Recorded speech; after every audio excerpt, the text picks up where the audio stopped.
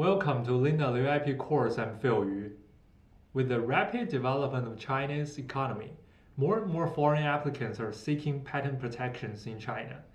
When a foreign patent application enters China, the applicant usually expects to amend the application to strive for various scope of protection. So today I will introduce the timing for making voluntary amendments in Chinese national phase. Foreign patent applications usually enter China through two paths, namely the Paris Convention and PCT. The voluntary amendments to foreign applications entering China through the two paths are made in different manners, which is explained subsequently. In the case of a patent application entering China through the Paris Convention, the applicant may make voluntary amendments to the patent application. The timing for making the voluntary amendment varies according to the type of the patent application. For a patent application for creation invention, the applicant has two opportunities to make the voluntary amendments after filing. Specifically speaking, the applicant may amend the application document on its own initiatives upon filing the request for substantive examination. In addition, the applicant may also make voluntary amendments to the application document within 3 months from the date of receiving the notice of substantive examination issued by the CNIPA. For an application for a utility model or design patent, the applicant may make the voluntary amendments to the application document within 2 months from the filing date. The bottom line for making the voluntary amendment is that the amendment shall not have the go beyond scope problem.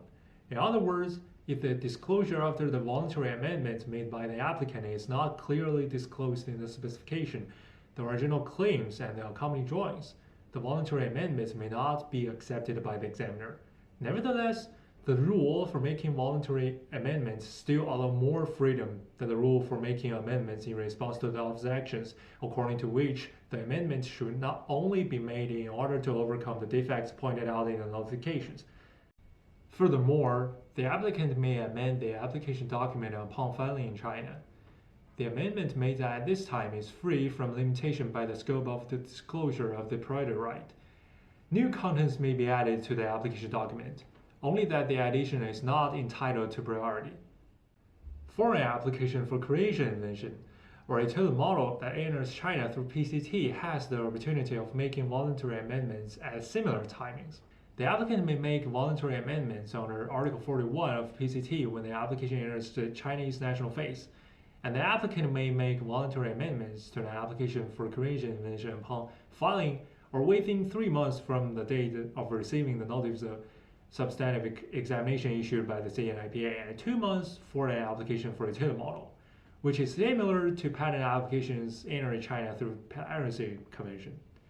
Different from the Paris Convention, the amendments made under Article 41 of PCT as well as the voluntary amendments made within the effort described period must be based on the international publication.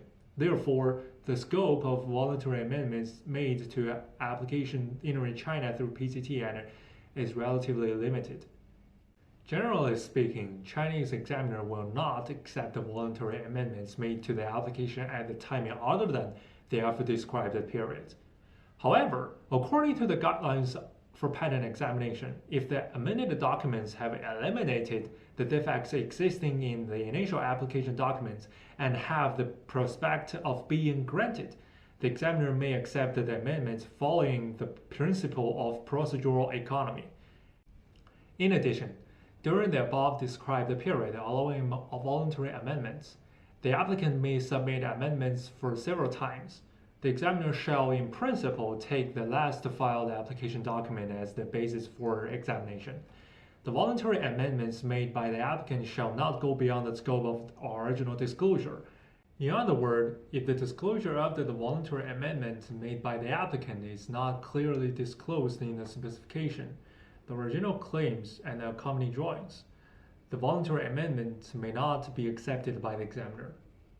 All in all, under the Chinese patent law, an applicant of foreign patent application entering China can amend the application documents on its own initiatives at the effort described time in view of the actual needs. So this is all for today. See you next time.